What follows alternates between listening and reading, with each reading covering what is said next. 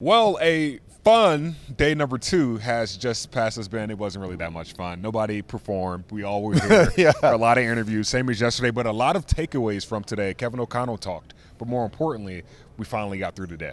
Yeah, day 2, yes, not a lot of workouts, but it wasn't super exciting. But the difference from yesterday to today is a lot of the head coaches were in today. Yep. And there's something about head coaches that's a little bit different than GMs. They just have a little bit more bravado. Mm-hmm. There's like a little different energy when they walk around, and you see a lot more people, a lot of media people. Yeah. Some head coach will walk by, like, hey, who's that? It's like these little pockets of people follow them around a little bit more than the GMs. Yeah, for sure. Yesterday's energy was like, okay, we're finally here. But today it was like, okay, can we get the games going? Get games going? Is it September yet? But more importantly, hearing Kevin O'Connell talk today. Yeah. That energized a lot of people, energized a lot of Vikings fans. Some great questions were asked, but more importantly, there was one question asked about how this new look defense will look like under Ed Donatel. Take a look. I think our defensive players will love Ed. He's absolutely very much, submerged in learning our roster right now, learning what we have, how these positions fit with a slight adjustment to the scheme. I think sometimes what you're calling things from a standpoint of 3-4, 4-3, that can be a little overblown with how much nickel defense, you actually have to play in this league nowadays. But I know Ed's excited about a lot of our players we have here returning and the idea of adding some pieces that maybe fit exactly how we want to play. Ben, we hear 4-3, 3-4, 3-3. I can keep naming numbers if you want me to. Yeah. But your thoughts on that? I agree with him in a sense that we're probably overplaying this transition to a 3-4 defense.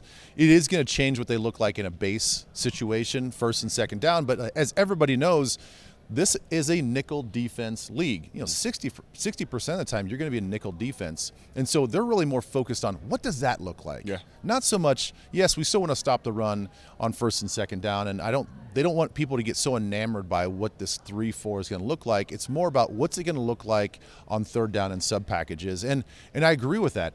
So my takeaway is then they're probably going to have to evaluate on third down in sub packages who's the best 5 or 6 pass rushers that you have on this team.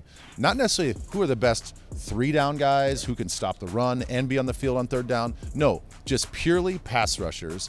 Who's the best inside guys? Who's the best outside guys? And so that's going to be something that I'll be looking for a little bit more, maybe drive my direction as far as how you evaluate the guys we have on the roster and in the draft. Yeah, and that just, you look at those skill player guys too, and you look and you say, okay, well, some of these guys are going to be used in different positions. Like Cam Bynum, maybe he's in the box a little bit more because he can cover a little bit more. But when you get that means your pass rush gets more time to get to the quarterback. So it will be interesting, and a lot of people are saying you got to have a pass rush if Aaron Rodgers is going to be in this division. Yeah, it is an interesting debate. We've all debated, and we're going to continue to debate it. What is more important, the pass rush or a strong back end, a lockdown corner or 2 lockdown corners? But, you talk about some of these positions as we flip over to the offensive side, because there was some offensive talk as well. A great question was brought up by one of our fan favorites and the local guy, CJ Ham. And how is he going to fit into this offense in which everybody uses a lot of 11 personnel in the offense that he came with from the Rams? So let's take a look at what he said about CJ Ham. We were predominantly an 11 personnel team with 3 wide receivers on the field with a back and a tight end. I hope to be more multiple just based on the fact that we have the personnel to do that, from the tight ends to CJ, like you mentioned. The different variations to how you can attack people in the run game just forces them to have to defend a lot more offense that we can then marry with play pass, keepers, drop back pass, screens to try to generate explosives. And that's really what we'll do. I thought that was interesting. He obviously didn't rule it out. Right. He knows that he's a weapon to be used in any offense, and he talks about just his ability to adapt as a play caller as well. So what did you think about his comments? Well, I think the big thing coming from that was, he says we want to be a lot of 11 personnel. We want to be in formations where our guys are able to use their strengths. We're able to pass the ball the way they did in L.A. But when you use C.J. Ham, how does that fit? And one thing that he did say, he wants to be multiple. So when you say multiple, you say, okay, there will be opportunities for C.J. Ham to get the ball or at least be in the game. He is one of the best fullbacks in the league, so you're going to try to find ways to get the ball if he's on this roster. But it does raise a lot of questions, and I think that was a really good question.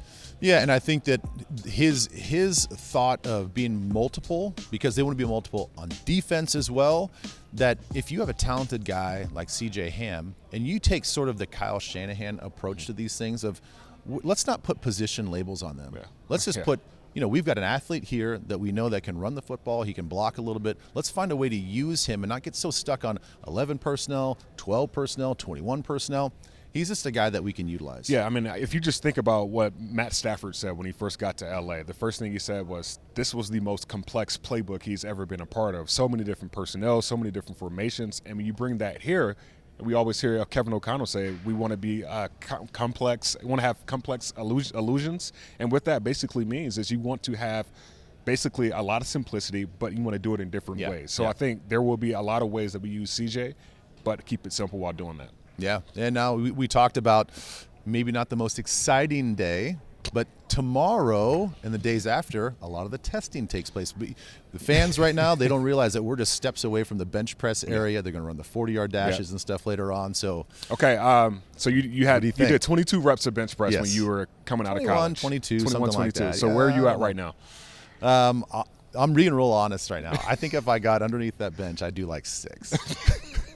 That's it? I don't train like that anymore. How about you? It's only, dude, I did 225 probably 10 times, and I haven't bench pressed since 2014. Oh boy! So probably get the bar off the rack, and it drops in my chest, and then somebody's pulling it off. It's not even a rep. No, not even a rep. So we'll see tomorrow, and it's going to be a lot of fun. So Vikings fans, stay tuned to Vikings.com and stay tuned on our social medias for the most up-to-date coverage of the team. For Ben Leber, my name is Gabe Henderson. See you guys tomorrow.